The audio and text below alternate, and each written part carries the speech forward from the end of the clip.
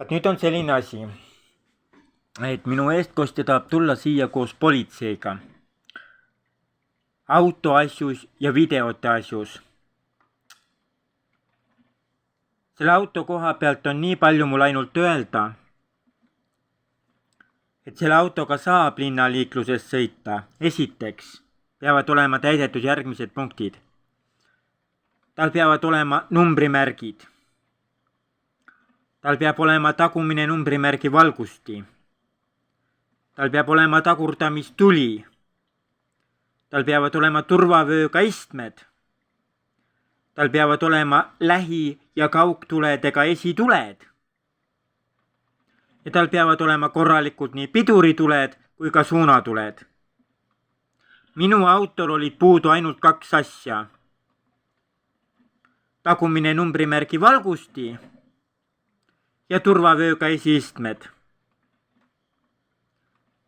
See auto, ta küll võiks olla mopeedauto, kuna tema kiirus ei ole suurem kui 20, aga mopeedautole lubatud maksimaalne sõidukiirus on kuni 25 kilomeetrit tunnis. Seda autot ei saa mopeedautona arvele võtta, sest ta ületab oma võimsuselt mopeedauto võimsuse. Tal peavad olema juhiload.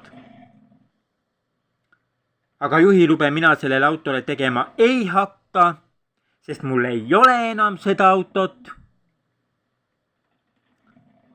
Ja kuna ma ei saa oma vesiveloga enam kunagi sõita ja kuna ma ei saa oma asju vedada Saaremaale ja vajadusel tuua Tallinnasse tagasi,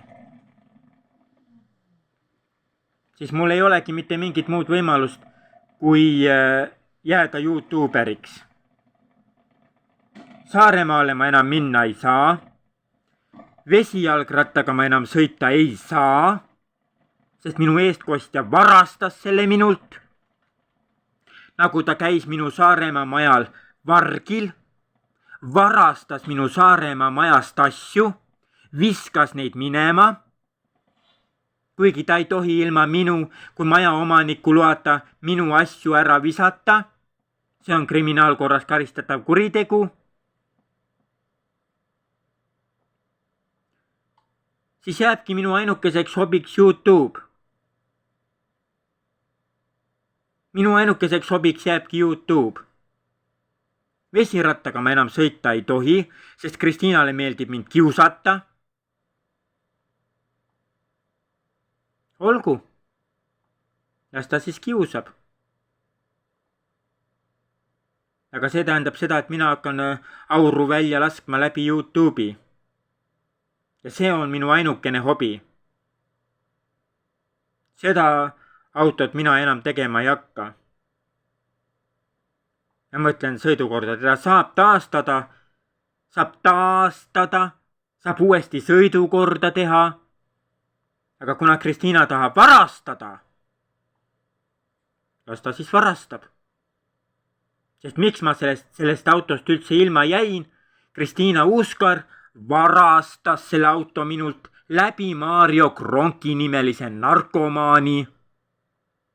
Ta ei tahtnud isegi politseisse avaldust teha autovarguse kohta, sest ta on armunud vargasse. Ta kaitseb varga huve, aga oma tööd eestkostjana ta ei tee. Ta jättis mind abita. Ma palusin temalt abi ja ta ei aidanud mind. Nüüd on hilja. Autot enam ei ole. Ja kui ta ei otsi mulle sõidukit, millega ma saan vedada suuri raskusi Tallinnast Saaremaale, näiteks 500 kilost vesijalgratast, siis meil ei ole rohkem mitte millestki rääkida. Ongi kõik. Ja see on video, mida mina enam maha ei võta. Enne kuni see varas õpib vastutama oma tegude eest ja lõpetab minu tagant varastamise. Sest Viljar Saarkoppel ütles konkreetselt, kui see nali ära ei lõppe, siis läheb see asi juristi tasuta nõustamisele ja hiljem kohtusse. Ja vaat seal võetakse minu eest kostja vastutusele selle eest, et ta kiusab, varastab ja valetab. Ja sellega on lõpp.